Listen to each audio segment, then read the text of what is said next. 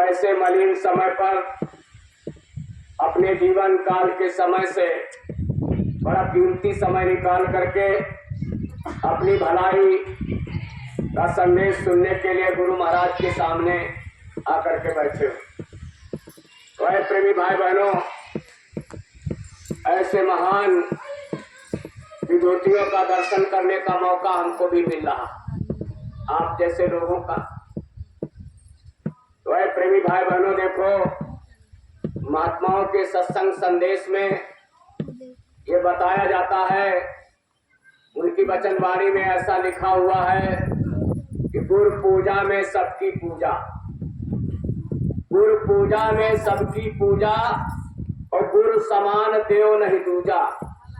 गुरु राजी तो करता राजी, काल कर्म की चले न बाजी। यानी पूजा करने का तरीका क्या बताया? सबसे पहले पूजा करके गुरु को खुश करो।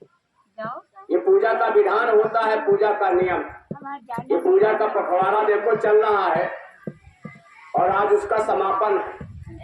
जो नवरात्रि पूजा चल रही थी, पूजा का मतलब क्या होता है?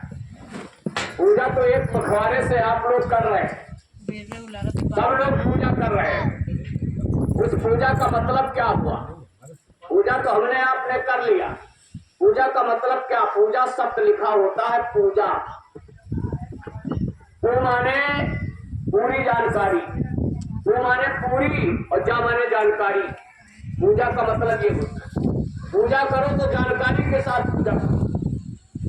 यानी जिसकी तुम पूजा कर रहे हो उसके विषय में कुछ जानते हो, उसकी जानकारी होना चाहिए।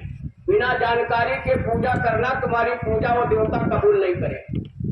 हमारे गुरु महाराज ने ये बताया, बाबा जय गुरुदेव जी महाराज ने बताया, बिना जानकारी के पूजा करना, तुम्हारी पूजा वो देवता कबूल नहीं करेगा। क्योंकि जानकार कौन? गुरु। बिना गुरु के आप पूजा कर रहे हैं। गुरु नहीं बनाया, तरीका बताने वाले से तरीका नहीं जाना कि पूजा कैसे की जाती। भाई किसी देवता के सामने आप लोग खड़े होते, हम भी किसी देवता के सामने खड़े होते तो उस देवता की याद कैसे करते हैं? आंखें बंद करके। आंखें बंद करके ही तो देवता की याद करते हैं। मंदिर में जाते हैं, अपने घर में मंदिर बना रखा है, वहां पूजा करने के लिए जाते हैं तो पूजा कैसे? ऐसे खड़े होकर के आंखें बंद करके उस देवता की याद करते हैं। जो देवता मंदिर में बैठा है, आंखें बंद करके उसी की तो याद की जाती है। अरे प्रेमी भाई बहनों, जरा विचार करो, अगर वो देवता आपके सामने आ जाए तो क्या पहचान लोगे? नहीं पहचान पाओ, क्योंकि पहचान कराने वाले गुरु मिले नहीं। और गुरु महाराज ये कहते थे, प्रैक्टिकल तो आप लोग सही करते हो, जो तरीका आप लोग अपनाए हो पूजा करने का, वो तरीका तो ठीक है। भाई किसी देवता के सामने जाते हो, आप आंखें बंद करके उस देवता को याद करते हो। इसका मतलब क्या है कि आंखें बंद कर लेते हो? आंखें बंद करने का मतलब यह है कि इन आंखों से वो दिखता नहीं। आंखें हम आप क्यों बंद कर लेते हैं? किसी देवता के सामने जाते हैं। बड़े गौर से सुनना प्रेमी भाई बहनों, हमारे गुरु महाराज ने कैसे पूजा करने का विधान समझाया कि प्रैक्टिकल तो हम आप सही कर रहे हैं। आंखें इसलिए बंद कर लेते हैं, देवता के सामने खड़े होते हैं, इन आंखों से वो देवता दिखता नहीं, इसलिए बंद कर लेते हैं। और जिन आंखों से दिखता है वो आंख खुली नहीं, तो झूठी पूजा हुई कि नहीं? भाई खुलवाने वाले के पास गए नहीं, गुरु आपने किया नहीं, अंदर वाली तुम्हारी खुली नहीं है और बाहर वाली से दिखता नहीं है। इन शरीर की आंखों से वो देवता दिखता नहीं, अंदर वाली खुली नहीं, तो पूजा झूठी है कि नहीं? झूठी पूजा से काम नहीं चलेगा। पूजा जानकारी के साथ करो। यानी जब गुरु के पास जाओगे वो बताएंगे वो परमात्मा कैसे होंगे, वो परमात्मा की जानकारी देंगे। जिस परमात्मा को तुम याद कर रहे हो, अंदर अंदर याद कर रहे हो, परमात्मा तुमको दर्शन देगा। जिसकी याद कर रहे हो तुमको दिखाई देगा, लेकिन अंदर वाली आंख से दिखाई देगा। जब तक तुम्हारे अंदर भी आंख है, तुम्हारे शरीर में जीवात्मा बैठी है, उस जीवात्मा में भी आंख है। जरा विचार करो प्रेमी भाई बहनों, हमको आपको सोचना चाहिए। हमारे आपके शरीर में आंखें हैं, ये कब तक देखने का काम करती है? शरीर में कान है, कब तक सुनने का काम करते हैं? शरीर में जुबान है, ये कब तक बोलने का काम करती है? शरीर में हाथ पैर है, ये कब तक अपना अपना काम करते हैं? अरे प्रेमी भाई बहनों, जब तक हमारे आपके शरीरों में प्रभु का अंश बैठा है जीव, जब तक शरीर में जीव बैठा है यानी जीवात्मा बैठी है, तब तक ये आंखें देखने का काम कर रही, जुबान बोलने का काम कर रही, कान सुनने का काम कर रहे हैं, हाथ पैर अपना काम कर रहे हैं। आखिर हमारे आपके शरीर से जीव ही तो निकल जाता है, आंखों का देखना बंद हो जाता है, कान का सुनाई पड़ना बंद हो जाता है, जुबान का बोलना बंद हो जाता है, हाथ पैर अपना काम करना बंद कर देते हैं जब इस शरीर से जीवात्मा निकल जाती है। अरे प्रेमी भाई बहनों, जरा विचार करो, जब ऐसा कोई हादसा होता है तो हम आप करते क्या है, रोना चालू कर देते हैं। भाई शरीर से जब जीवात्मा निकल गई तो रोने लग जाते हैं। भाई पड़ोसी हमारे रोए थे, हमारे घर से अगर किसी की विदाई हो गई तो हम भी रोने लगते। अगर ना ही रोए नहीं रोएंगे तो पड़ोसी ये कहेगा क्या ये चाहते थे मर जाए, तो रो नहीं रहा, इनके घर में किसी की विदाई हो गई लेकिन रो नहीं रहे। अरे भाई क्यों रोते हो, ये भी नहीं हमको आपको मालूम, किसी के विदाई के बाद हम रोते क्यों, ये भी नहीं मालूम है। अरे भाई चलो मान लिया हम इसलिए रोते हैं कि अभी तक इस शरीर से हमारा स्वार्थ निकलता था, अब नहीं निकलेगा। तो क्यों नहीं निकलेगा? अगर ये बात हम जानते हैं कि इस शरीर से स्वार्थ निकलता था, अब ऐसी कौन सी शक्ति इस शरीर से निकल गई कि हमारा स्वार्थ भी नहीं निकलेगा?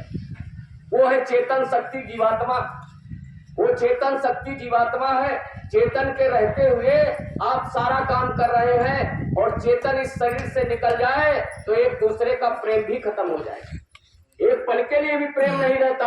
अगर इस शरीर से जीवात्मा निकल जाए तो हमारे आपके जितने भी यार दोस्त कुटुंब परिवार के जितने भी लोग हैं वो कहेंगे बस जल्दी करो जल्दी करो जल्दी करो, इनका कफन दफन करो। उसके लिए हमने आपने कभी कुछ सोचा? उस जीवात्मा के लिए हमने आपने कोई विचार किया? प्रेमी भाई बहनों, महात्मा आते हैं तो ये तरीका बताते हैं, आखिर इस शरीर रूपी गाड़ी को कौन सा ड्राइवर चला रहा है? इन आंखों से जो दिखाई पड़ रहा है, कैसे दिखाई पड़ रहा? इस गाड़ी को चलाने वाला कोई ड्राइवर है। अब ये विचार करो, जैसे आपकी ये गाड़ी खड़ी है बाहर, ये गाड़ी कैसे चलती है? डीजल और पेट्रोल से। जब इसमें डीजल और पेट्रोल होगा, इसका भोजन है डीजल और पेट्रोल, इस गाड़ी का भोजन है डीजल और पेट्रोल, इसको चलाने वाला जो ड्राइवर है उसका भोजन है रोटी दाल चावल। इस गाड़ी को जो चला रहा है ड्राइवर वो रोटी दाल खाता है और गाड़ी क्या खाती है? डीजल और पेट्रोल।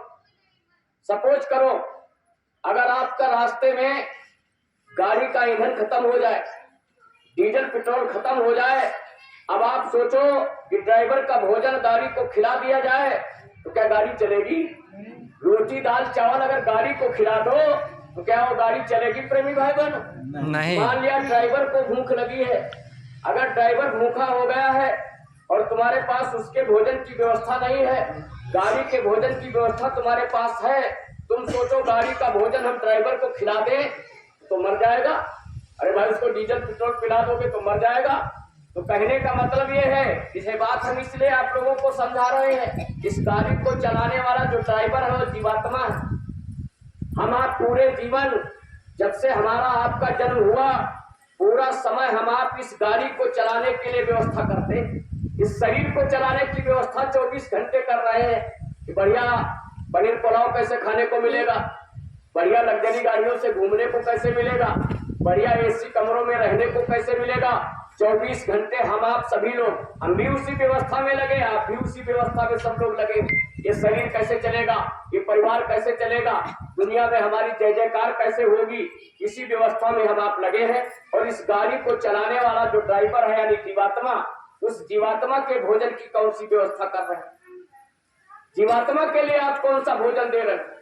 अरे प्रेमी भाई बहनों, चाहे जिस जाति बिरादरी का व्यक्ति हो, धर्म संप्रदाय का आदमी हो, यदि मनुष्य शरीर में आया है तो माँ के पेट में उल्टे लटक करके इस दुनिया में आया। जब हमारी आपकी जीवात्मा, यही जो इस शरीर में जीवात्मा आज बैठी है, यही जीवात्मा जब माँ के पेट में उल्टी लटकी थी, सर नीचे था पैर ऊपर थे, मलमूत्र की धारा हमारे आपके मुंह के ऊपर से बह रही थी, कितनी बड़ी जठराग्नि की तपिश थी, यानी कितनी तकलीफ हो रही थी जीवात्मा को।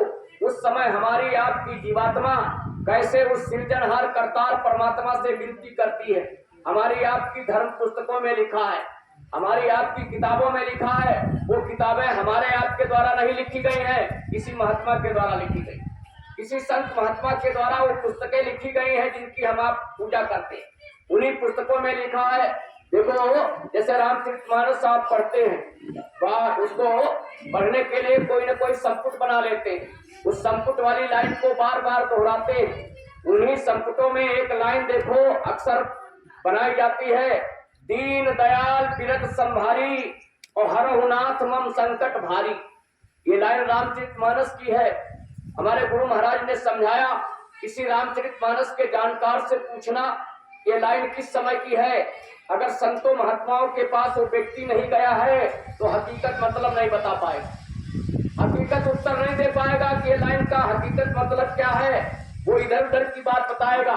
जब संतों महात्माओं के पास जाओगे, उन लाइनों की जानकारी करोगे, तब तुमको उस लाइन का हकीकत मतलब समझ में आएगा। जब तक कोई जानकार नहीं मिलेंगे।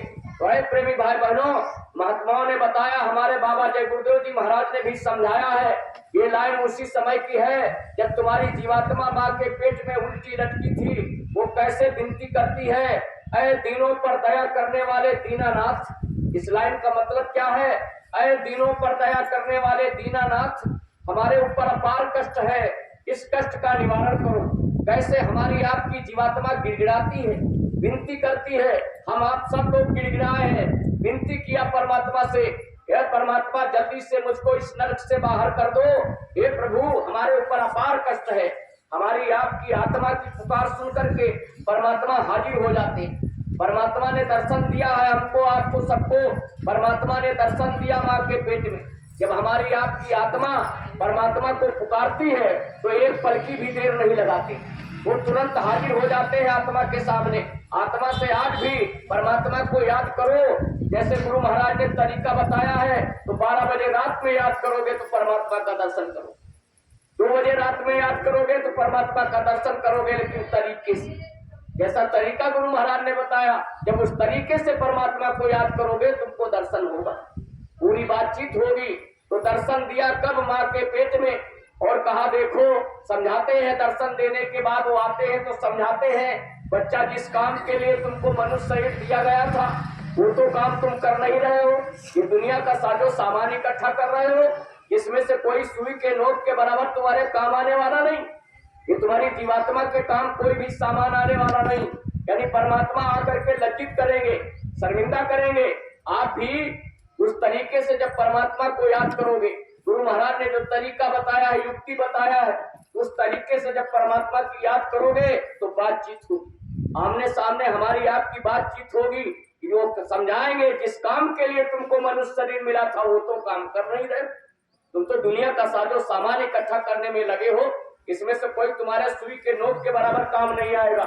इस तरीके से समझाते हैं परमात्मा हमको, आपको, यानी हमारी आपकी जीवात्मा को माँ के पेट में। कहते हैं भैया, इसके पहले भी जब तुमको मनुष्य शरीर में आने का मौका मिला था, ये मौका तुमको मैंने सैकड़ों बार दिया, यानी मनुष्य शरीर में आने का अवसर इसके पहले भी तुमको सैकड़ों बार मिल चुका है।